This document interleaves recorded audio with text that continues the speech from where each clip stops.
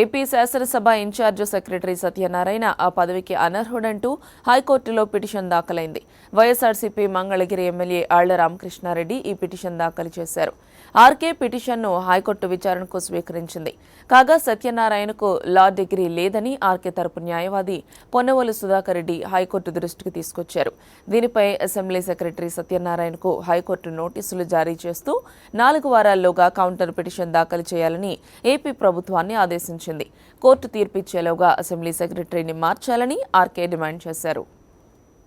ఈ రోజున రాష్ట్ర ప్రభుత్వం కేవలం ఇంటర్మీడియట్ చదివినటువంటి ఒక వ్యక్తిని అత్యున్నతమైనటువంటి చట్టసభలో కార్యదర్శిగా నియమించింది అని అంటే ఇంక అంతకన్నా సిగ్గుచేటు విషయం ఏముందని చెప్పేసి నేను ప్రశ్నిస్తూ ఉన్నా. అంటే ఒక శాసనసభ్యుడు శాసనసభలో ఉద్యోగస్తుల యొక్క విచారతలు కోరితే ఆర్టీఐ యాక్ట్ ప్రకారం ఇంతవరకు ఇవ్వలేదు అని అంటే చంద్రబాబు నాయుడు గారి ప్రభుత్వం ఏ విధంగా పనిచేస్తూ ఉందో ఒక్కసారి గమనించమని చెప్పి కోరుతా ఉన్నా. నేను ఇప్పటికైనా గవర్నర్ గారిని చాలా స్పష్టంగా కోరుకుంటా ఉన్నాం. నేను రాసిన రెండు లెటర్లని మీరు ఇప్పటికైనా చదవండి గవర్నర్ గారు అని చెప్పి అడుగుతా ఉన్నాం.